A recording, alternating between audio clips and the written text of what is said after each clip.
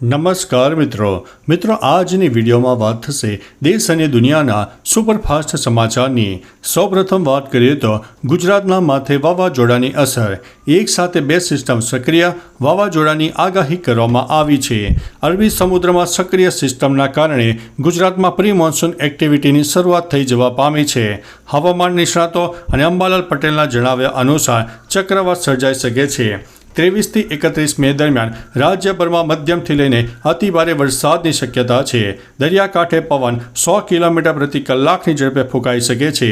જૂનાગઢ, અમરેલી, દાહોદ, વડોદરા સહિત 20થી વધુ જિલ્લાઓમાં વરસાદની આગાહી કરવામાં આવી છે। મિત્રો, અન્ય મહત્વના સમાચારની વાત કરીએ તો મુંબઈમાં વરસાદની ધબધબાટી શરૂ। અરબી સમુદ્રમાં નીચા દબાણવાળા વિસ્તારને કારણે મુંબઈ, પુણે, થાણે સહિત મહારાષ્ટ્રમાં ભારે વરસાદથી જનજીવન અસ્તવ્યસ્ત થયું છે। વરસાદના કારણે મુંબઈ અને તેની આસપાસના વિસ્તારો તળાવમાં ફેરવાઈ રહ્યા છે। હાલ સતત વરસાદને કારણે મુંબઈ, પુણે અને થાણેની હાલત ખરાબ છે। ઘણી જગ્યાએ વૃક્ષો પણ પડી ગયા છે। ટ્રાફિક જામ થયો હતો તેમજ વરસાદના કારણે કેટલીક ટ્રેનો પણ રોકવામાં આવી હતી। હવામાન વિભાગે હજુ પણ 72 કલાકનું એલર્ટ પણ આપી દીધું છે।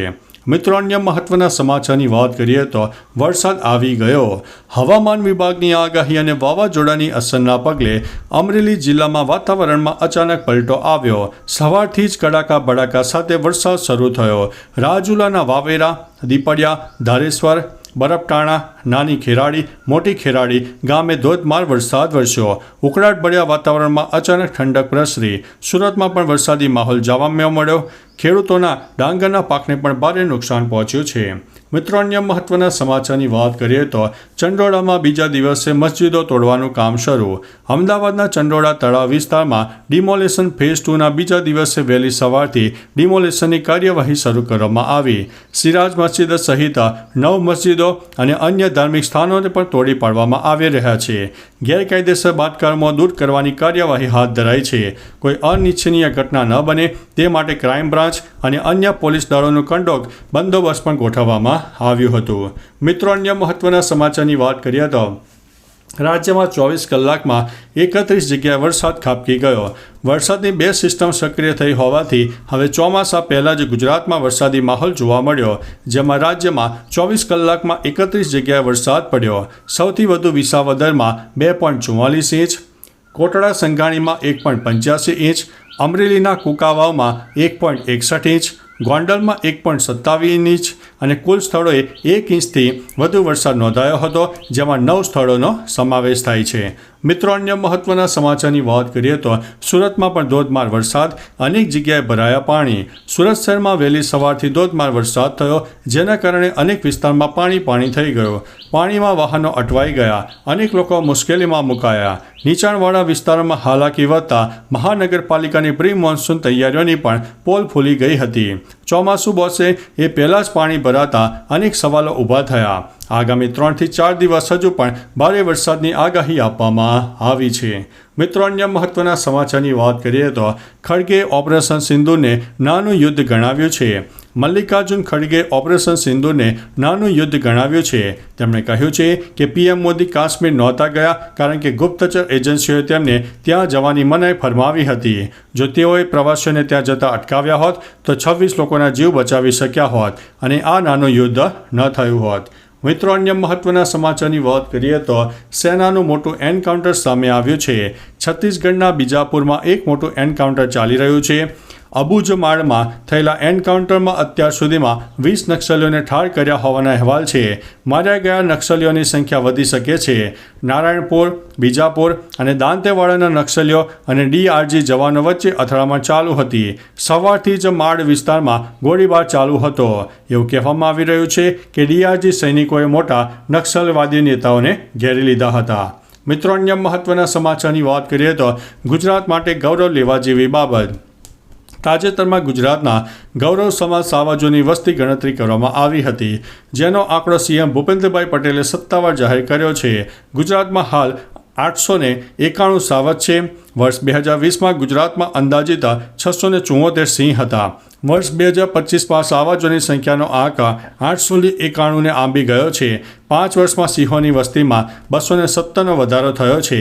11 મેથી 13 મે વચ્ચે થઈ હતી સિંહોની વસ્તી ગણતરી હાથ ધરવામાં આવી હતી. મિત્રો, અન્ય મહત્વના સમાચારની વાત કરીએ તો નક્સલવાદીઓનો સૌથી મોટો નેતા ઠાર થઈ ગયો છે. છત્તીસગઢના બીજાપુરમાં સુરક્ષા દળોએ મોટી સફળતા મળી છે.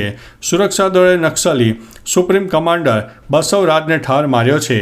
બસવરાજ સીપીઆઈ એટલે કે માઓવાદીના મહાસચિવ પણ હતા. તેઓ નક્સલવાદીઓના લશ્કરી કમિશનરના વડા પણ રહી ચૂક્યા છે. NIAની મોસ્ટ વોન્ટેડ યાદીમાં રહેલા બસવરાજના માથા પર 1 કરોડ રૂપિયાનું ઇનામ પણ હતું. અથડામણ ચાલુ હતી. ઉપરાંત 34 નક્સલીઓ તો માર્યા ગયા છે. જો કે એક DRG સૈનિક પણ શહીદ થયા છે. મિત્રો, અન્ય મહત્વના સમાચારની વાત કરીએ તો મોદીની પહેલી ટીમ જાપાન જવા માટે રવાના થઈ ગઈ છે. JDU સાંસદ સંજય કુમાર ઝાના નેતૃત્વમાં એક સર્વપક્ષીય પ્રતિનિધિ મંડળ દિલ્હી એરપોર્ટથી રવાના થયું. આતંકવાદ અંગે પાકિસ્તાનનો પર્દાફાશ કરવા માટે આ મંડળ જાપાન, ઇન્ડોનેશિયા, મલેશિયા, કોરિયા ઉપરાંત સિંગાપોરની મુલાકાત લેશે. તેમાં એમ્બેસેડર મોહન કુમાર, પ્રધાન બરુખા, અભિષેક બેનર્જી, બ્રિડલાલ, અપરાજિતા સરનાગી, જ્હોન બ્રિટાસ, ડૉક્ટર હેમાંગ જોશી વગેરેનો સમાવેશ થાય છે. મિત્રો, અન્ય મહત્વના સમાચારની વાત કરીએ તો વૈભવ સૂર્યવંશીએ ધોનીને પગે લાગીને આશીર્વાદ લીધા. રાજસ્થાન રોયલ્સના યુવા ઓપનર વૈભવ સૂર્યવંશીએ CSK સામે 57 રનની શાનદાર ઇનિંગ રમી આ ઇનિંગ સાથે RRA મેચ જીતી લીધી. મેચ પછી વૈભવનો એક વિડીયો સોશિયલ મીડિયામાં વાયરલ થયો. આમાં તે ધોનીના પગ સ્પર્શ કરતો જોવા મળે છે. વૈભવ તરફથી આ આદર જોઈને ધોનીએ મોટું હૃદય બતાવ્યું હતું અને તેની પીઠ થપથપાવી હતી. આ માટે વૈભવને ઘણી પ્રશંસા પણ મળી રહી છે. મિત્રો, અન્ય મહત્વના સમાચારની વાત કરીએ તો વાવાઝોડાને લઈને મહત્વની અપડેટ સામે આવી. વાવાઝોડું સાયક્લોન બને તો ગુજરાતે ચેતવવું જરૂરી. અનેક વિસ્તારમાં લો પ્રેશર સિસ્ટમની અસર પણ જોવા મળી શકે. મહારાષ્ટ્ર અને ગુજરાતને તેની અસર જોવા મળી શકે છે અને વાવાઝોડાની અસર જોવા મળે. ગુજરાતના દરિયાકાંઠે વાવાઝોડું ત્રાટકી શકે છે. દક્ષિણમાં ચોમાસા પહેલાં જ વરસાદી માહોલ જામ્યો છે. અરબ સાગરમાં અપર એર સાયક્લોનિક સર્ક્યુલેશન સર્જાયું છે. 26 તારીખે ગુજરાતમાં અતિભારે વરસાદની આગાહી છે. આગામી 36 કલાકમાં ડિપ્રેશનમાં તે વાવાઝોડું પરિવર્તિત થાય અને ત્યારબાદ તેની તીવ્રતા વધી શકે છે.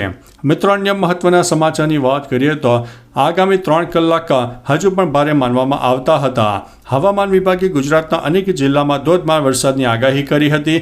જેમાં પોરબંદર, રાજકોટ, બોટાદ અને અમદાવાદ સહિતના અનેક જિલ્લામાં ઓરેન્જ એલર્ટ આપ્યું હતું. ગુજરાત માટે અનેક કલાકો હજુ પણ મુસીબત સાબિત થઈ શકે છે. ખેડૂતોને ભારે નુકસાનની ભીતિ છે. દક્ષિણ ગુજરાત અને સૌરાષ્ટ્રમાં વરસાદ અને વાવાઝોડાની અસર વધુ જોવા મળી શકે છે.